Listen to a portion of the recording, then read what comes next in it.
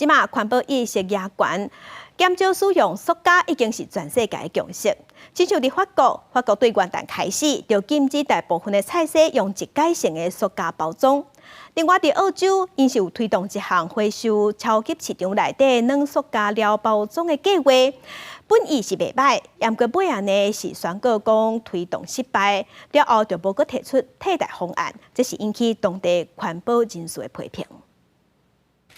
澳洲雪梨麦伦德先生收集出来的所有的塑胶袋啊包装，先当地回收机制 Recycle 伫年外以前就停落来，民众只好将塑胶袋啊倒一般的粪扫瓶中，以油源继续收集，搁放伫地下小仓库，等新的回收机制上路。However long it takes, and let's hope it's sooner rather than later, I will make sure that every piece of plastic that I use does not go into landfill. Recycle 原本是一个由当地几个大型超市合作回收所有软式塑胶袋包装的计划，要将因成做点解添加剂甲粘合剂，不过因为需求不够，当局发现回收的差不多拢放伫个仓库内底，计划宣告失败停落来，只剩小型业者咧做小规模的回收。计划失败，立即上万吨的塑胶袋啊，抑搁放伫各地仓库。新的塑胶包装依然一直制造甲使用。澳洲人每年消费差不多700亿的塑胶袋啊，其中超过100万吨，最后进入掩埋场。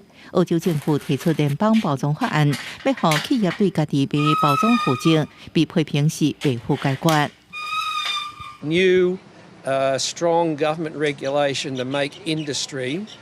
do the proper thing and get this plastic out of the environment. 法国打击塑胶制品的政策是政府内阁强行。去年元旦开始，餐厅禁止使用一摆就偏掉的餐具。今年元旦阁进一步，超市无论塑胶包包、塑胶网袋，或者是塑胶袋啊，规组或者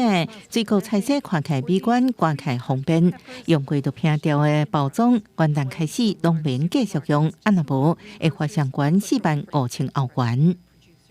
On part en guerre contre le plastique, autant le faire dans tous les détails, quoi. On voit des fois des oranges sous plastique, c'est un peu ridicule. 过去法国有1/3的食物是用塑料包装来卖，大部分业者也来烦恼替代方案，因为其他包装材质毋是无透明，就是无法度防水防弹，价销也悬。元旦上路新法有29项暂时例外产品，包含菇类、梅果类、叶菜类、沙拉者的钙地含或者是受污染的食品，加1.5公斤以上大包装。专业者叫苦连天，环保人士依然认为无够。自2040年全面禁止一摆用的塑胶包装的卡布上过班，应该连做阿妈食的物件，比设计做随用随片的包装，拢全部爱废除。公司新闻是会中朋友。